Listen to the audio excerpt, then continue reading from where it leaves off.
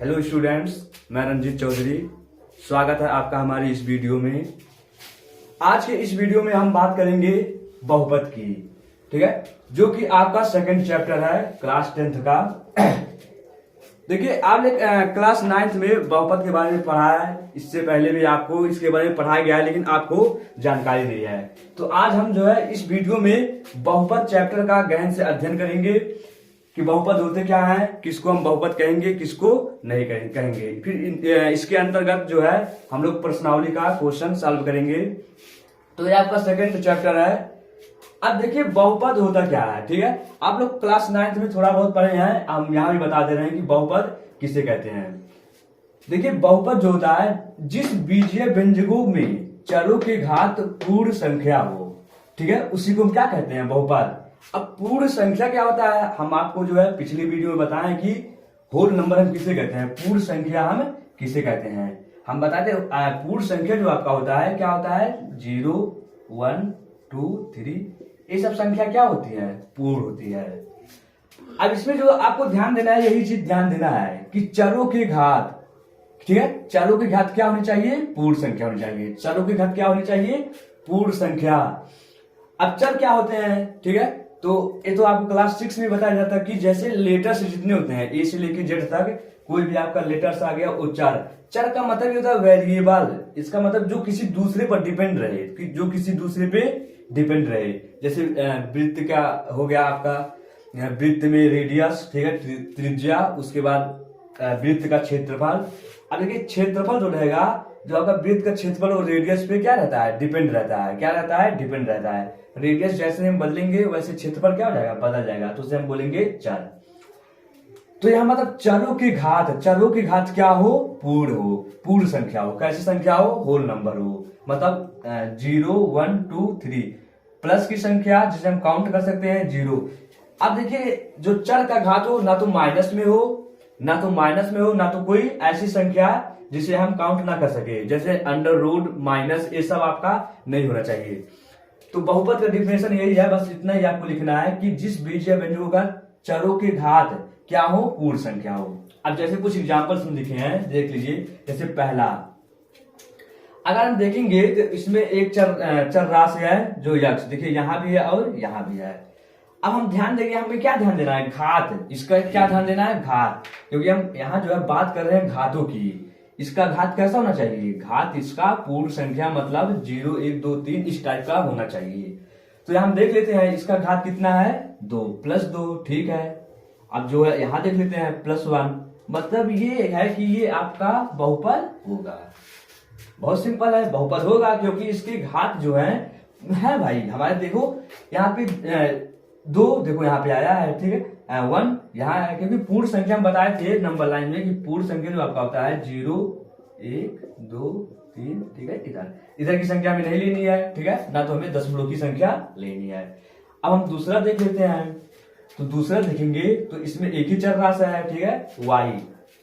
अब देखिए, इसमें जो हम घात देखेंगे तो कैसा घात है, +3 है ना, तो बहुपद है कि नहीं, बहुपद बिल्कुल है, ये बहुपद है, क्योंकि इसमें जो घात है आपका, घात कैसा है, पॉजिटिव है, ये होल नंबर है, पूर्ण संख्या है, तो ये भी क्या हो जाएगा, बहुपद।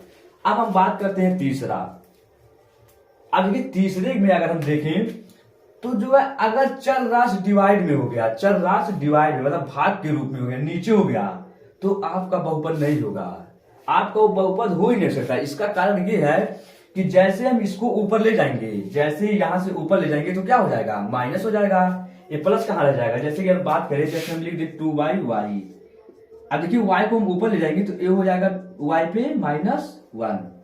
क्या होता है, ऊपर से जब नीचे से जब ऊपर जाता है तो इसके जो चिन्ह होते हैं, घात के जो चिन्ह होते हैं बदल जाते हैं। प्लस से क्या होता है, माइनस, और माइनस से प्लस। तो मतलब ये क्या होगा कि बहुपद आपका नहीं होगा, बहुपद नहीं होगा। अब हम बात कर लेते हैं चौथे का। तो यहां देखेंगे, ये जो यक्ष है किसमें है, अंडर रूट में है। अभी हम बोले हैं कि बहुपद के लिए आपकी पूर्ण संख्या होनी चाहिए, पूर्ण संख्या, ना तो अंडर रूट में, ना तो डिवाइड के रूप में। तो ये तो देखिए स्पष्ट दिख रहा है कैसा है, अंडर रूट में है, तो ये आपका बहुपद नहीं होगा, बहुपद नहीं होगा। उसके बाद हम पांचवा देख लेते हैं, पांचवा हमारा बहुपद है कि नहीं। अब देखिए, पांचवा आप लोग इसे आप लोग करिएगा और कमेंट सेशन में कमेंट करके बताइएगा हमें जरूर कि ये बहुपद है कि नहीं। इसे हम छोड़ रहे हैं।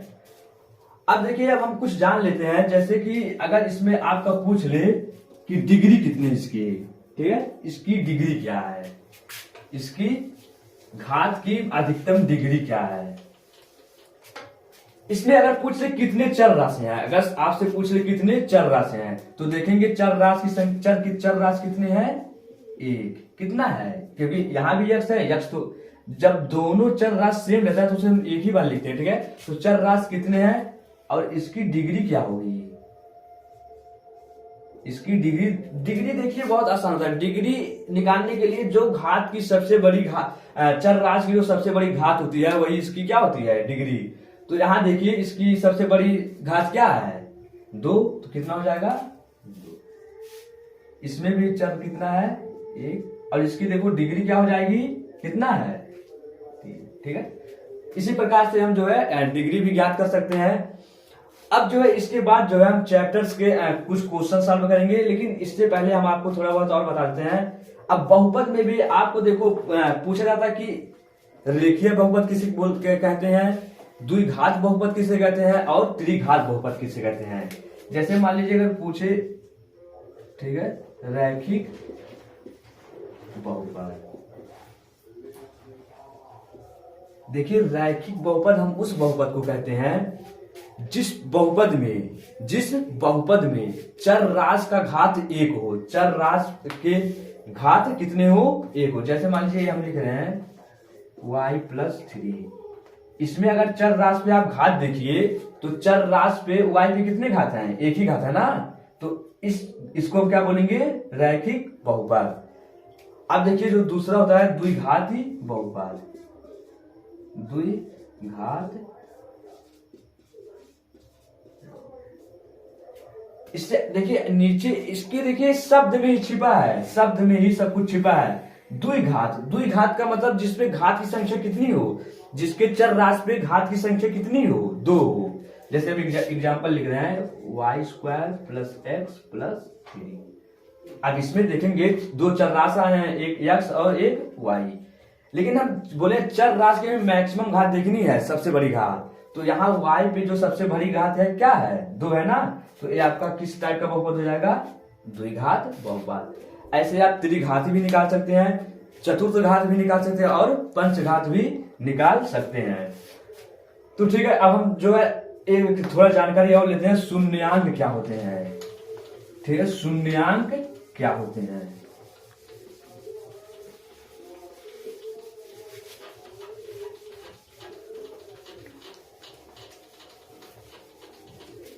अब जैसे कि बहुपद का शून्यांक,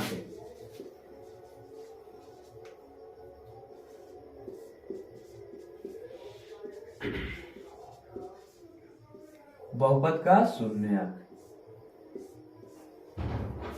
अब देखिए बहुपद का शून्यक बहुत ही सिंपल होता है। बहुपद का जो शून्यक होता है बहुत ही सिंपल होता है।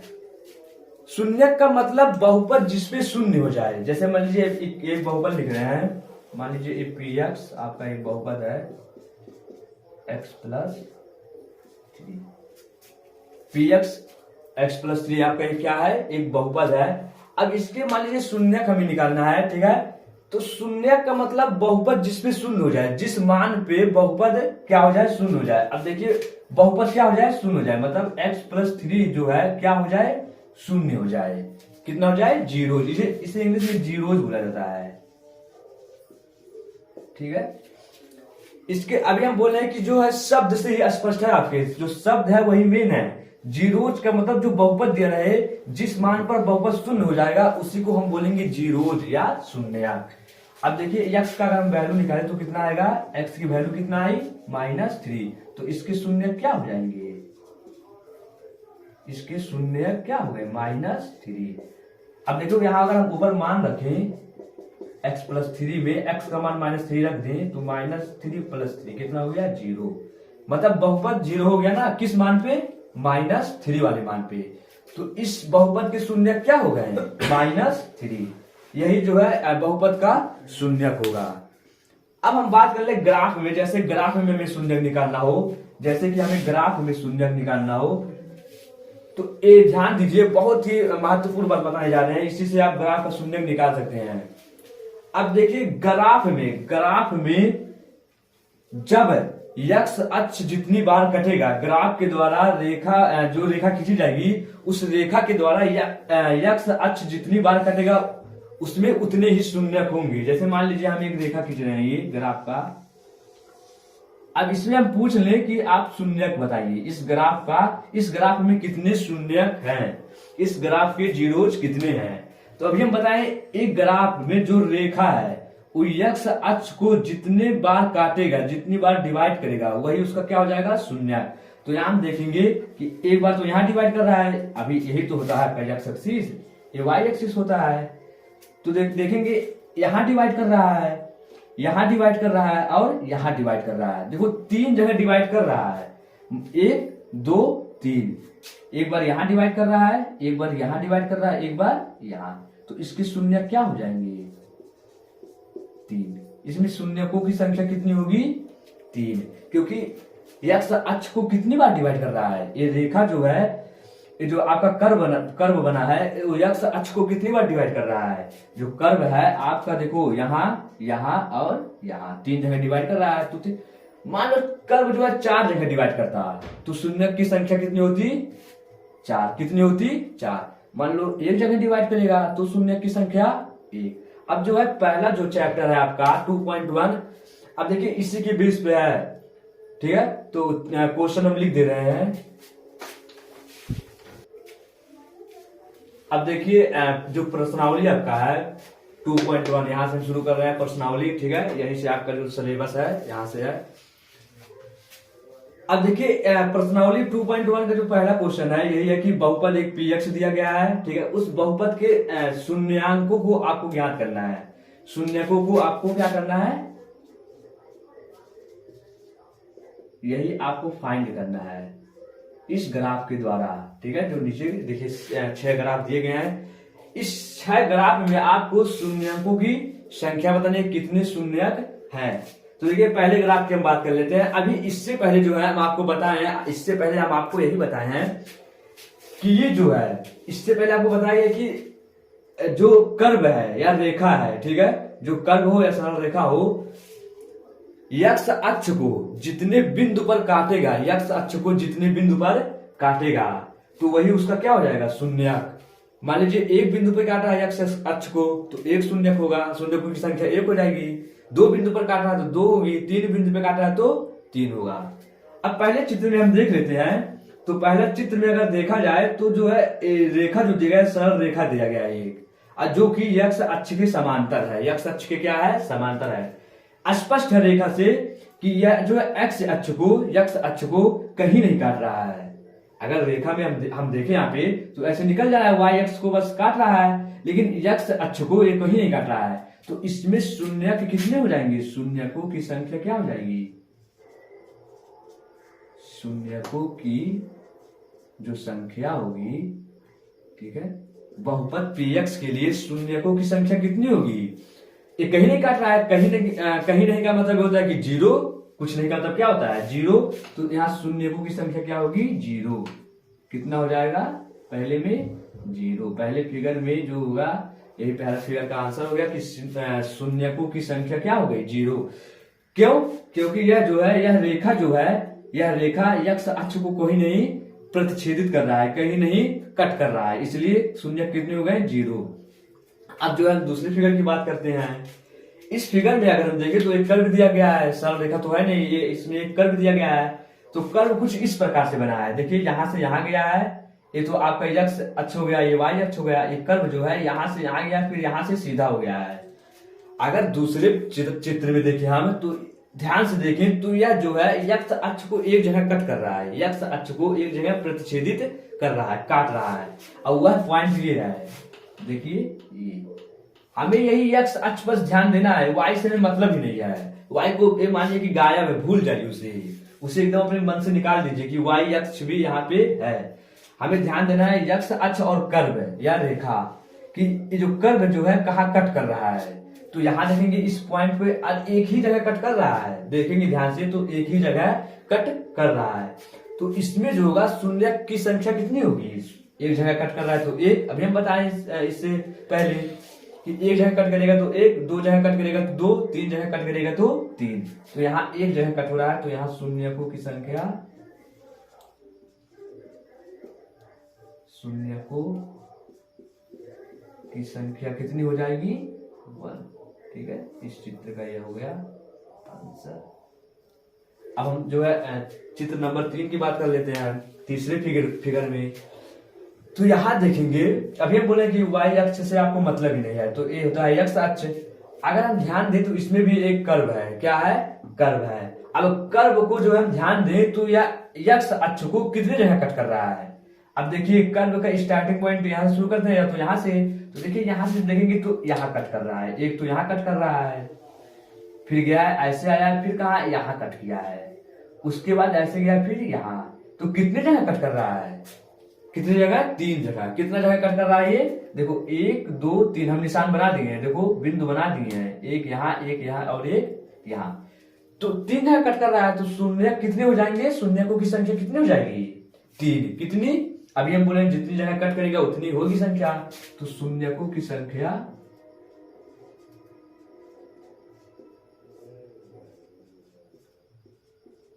शून्यकों की जो संख्या होगी कितनी होगी, 3। अब जो है इस चित्र में देख लेते हैं आपका फिगर नंबर 4। ठीक है, चित्र नंबर 4। अब इसमें अगर हम ध्यान दें तो जो कर्व है, देखो इस तरफ है कर्व, अब बहुत छोटा बनाया गया है कर्व। अब एक कर्व है, ठीक है। अब इसमें ध्यान दें तो ये जो है यहाँ से स्टार्ट हुआ है और यहाँ देखो कट कर रहा है एक्स अक्ष को, उसके बाद नीचे गया है, फिर यहाँ कट कर रहा है।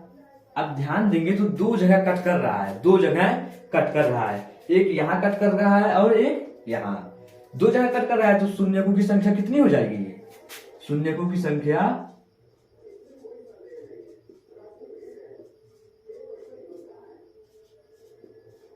कितनी हो जाएगी, 2, क्योंकि 2 जगह कट कर रहा है, 2 जगह कट कर रहा है, तो शून्यकों की संख्या 2। इस चित्र का आंसर हो गया 2। पहले का आंसर 0, दूसरे में 1, तीसरे में 3, चौथे में 2। अब पांचवे की बात कर लेते हैं। इतना तो आप लोग समझ ही गए होंगे। पांचवे में जो है हमें बताने की आवश्यकता नहीं है, लेकिन फिर भी हम बता दे रहे हैं कि पांचवे में जो है शून्यकों की संख्या कितनी होगी, पांचवें में शून्यकों की संख्या कितनी होगी। तो पांचवे में अगर हम देखें तो पांचवे में जो है कर्व जो है, देखिए हम पॉइंट बना ले रहे हैं, आपके सहज के लिए हम पॉइंट बना ले रहे हैं। तो यहाँ जो है एक पॉइंट यहाँ कट कर रहा है, फिर ऊपर गया है, फिर यहाँ कट किया है, उसके बाद नीचे आया है, यहाँ कट किया है, उसके बाद यहाँ कट किया है। तो देखेंगे तो कितनी जगह कट किया है, 4 जगह। कितनी जगह, 4 जगह कट कर रहा है। देखो 1 2 3 4, तो 4 जगह कट कर रहा है। तो इसमें क्या हो जाएगा, शून्यकों की संख्या, शून्यकों की संख्या कितनी हो जाएगी, 4 हो जाएगी, क्योंकि 4 जगह कट कर रहा है तो शून्यकों की संख्या 4 हो गई।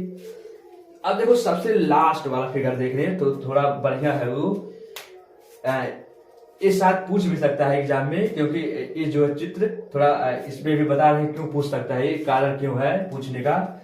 अब देखेंगे इस फिगर में, तो इस फिगर में जो कर्व गया है, यहां से गया है तो एक जगह यहाँ कट गया है, फिर यहाँ देखिए तो यहाँ देखिए कैसे छूते हुए निकल गया है, छूते हुए निकल गया है, जबकि वह नीचे नहीं आया है, छूते हुए निकल गया। अगर हम बात करें जैसे मान लीजिए ये है आपका, ऐसे कोई हम कर्व बना रहे, ठीक है, ऐसे ऐसे कुछ इस प्रकार से है, तो बताइए कितने बिंदु पर कट किया है। वैसे तो आपको लगेगा बहुत बिंदु, लेकिन नहीं, यह जो है एक ही बिंदु पे कट कर रहा है। अगर यह हाँ ऐसे होता, मान लीजिए चित्र आपका ऐसे होता है, अगर ऐसे नीचे ऐसे गया होता तब देखिए बीच में थोड़ा सा गैप हो गया था, ठीक है, बीच में गैप है तो ये 2 बिंदु पर कट करता, लेकिन यहाँ जो है गैप नहीं है, इसी लाइन पे ही ऐसे छूते हुए चली गई, तो इसको हम एक ही पॉइंट मानेंगे, ठीक है। अब वही बात यहाँ भी है, लाइन को छूती हुई जाएगी तो ये भी एक पॉइंट हो जाएगा। तो कितने हो गए, 1 2 3, कितने हो गए, 1 2 3। तो इसमें शून्यकों की संख्या क्या हो जाएगी,